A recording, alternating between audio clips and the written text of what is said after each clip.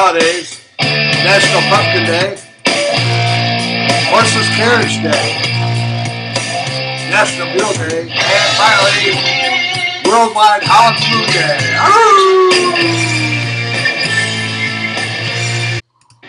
Hey, I'm Chris Troy, host of St. Clair County Reese's Moment in History, and I'm here at the foot of the International Blue Water Bridge. Now, in 1920, a great competition was underway between investors of the Blue Water Bridge project as well as the Detroit River Bridge project. And while Detroit had a larger population than Port Huron already had a rail and tunnel and ferry system that was supporting a booming automotive industry. After careful consideration, the Blue Water investors won out and the planning was underway. In 1928, Maynard Smith was awarded the project and quickly hired well-known Pennsylvanian firm Modjeski & Masters to tackle the bridge design. Frank Masters' first design was a suspension bridge that later turned out to be a cantilever. Unfortunately, the Great Depression forced the abandonment of the bridge construction.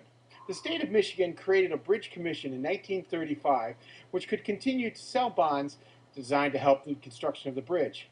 Revenue from the bridge tolls would also pay for the rest of the construction. The commissions agreed that the bridge would be located in the north sites connecting Port Huron to Port Edward. At 6,535 feet long, construction of the Blue Water Bridge spanned the St. Clair River between Port Huron in the United States and Port Edward of Canada would be an engineering marvel. Nearly 60 years later, construction of a second bridge just south of the historic Blue Water Bridge offers a unique chance to compare past and present stories behind these two monumental structures. At peak, the Blue Water Bridge handles up to 6,500 cars per hour, making it one of the busiest international crossways in the world. For Moment in History Extra, I'm Chris Troy, reminding you all that history lives in all of us. This is Franciscan Media's Saint of the Day for October 26th. Today we celebrate St. Peter of Alcantara.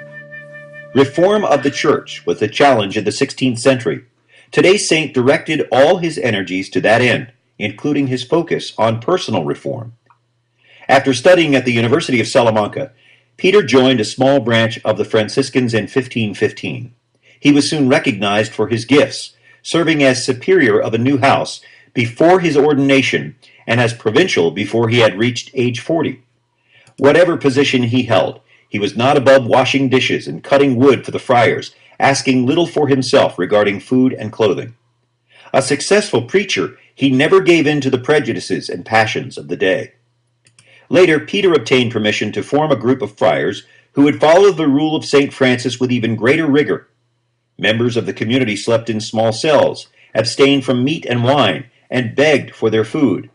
Eventually, they became part of the Order of Friars Minor. Toward the end of his life, Peter offered spiritual direction to St. Teresa of Avila, encouraging her in the reform of the Carmelite order. He died in 1562 and was canonized in 1669. There's more. Our verse today is from the second book of Corinthians.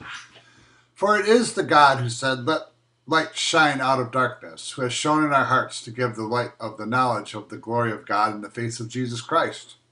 We have this treasure in clay jars so that it may be more clear that this extraordinary power belongs to God and does not come from us.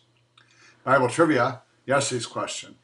Who was the next leader of the Israelites after Moses died? The answer, Joshua.